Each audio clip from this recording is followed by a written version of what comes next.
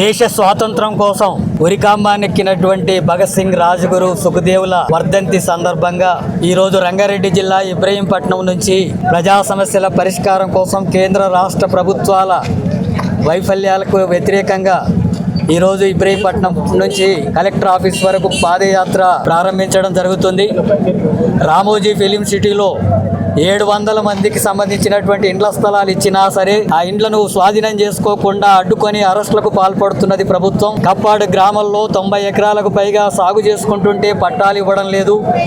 రావిరాల గ్రామంలో 800 ఎకరాల భూమిని ఇచ్చినటువంటి రైతులకు ఇండ్ల స్థలాలు ఇస్తామని చెప్పి ఇప్పటివరకు వాళ్ళకు పట్టాలు ఇవ్వడం లేదు, రిజిస్ట్రేషన్లు చేయడం లేదు. అట్లాగే రంగాపూర్ గ్రామంలో అడవి భూమిని సాగు చేసుకుంటున్నటువంటి వాళ్ళకు పట్టాలు ఇస్తామన్నటువంటి జరగట్లేదు. వ్యాప్ సిటీ రైతులు ఈరోజు ఈ కార్యక్రమంలో పాల్గొంటున్నారు.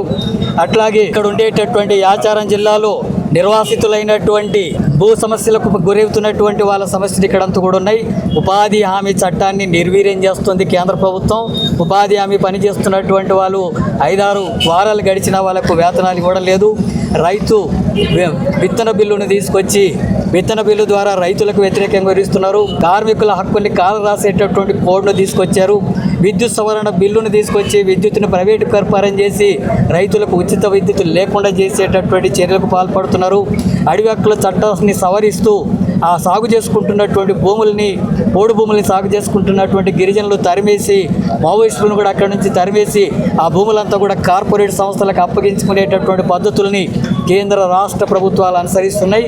వీటిని నిరసిస్తూ వీటిని అనేక సార్లు ప్రభుత్వం దృష్టికి చెప్పినా పరిష్కారం కానందున ఈరోజు ఇబ్రహీంపట్నం నుంచి రంగారెడ్డి జిల్లా కమిటీ ఆధ్వర్యంలో ఈ పాదయాత్ర అనేటటువంటి కలెక్టరేట్ వరకు జరుగుతుంది.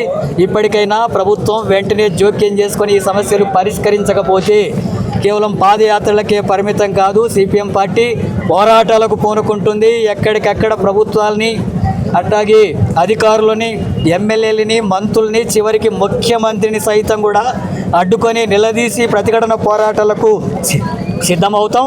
అలాంటి పరిస్థితికి ప్రభుత్వం రాకూడదని చెప్పి చర్య తీసుకోవాలని చెప్పి డిమాండ్ చేస్తున్నాం.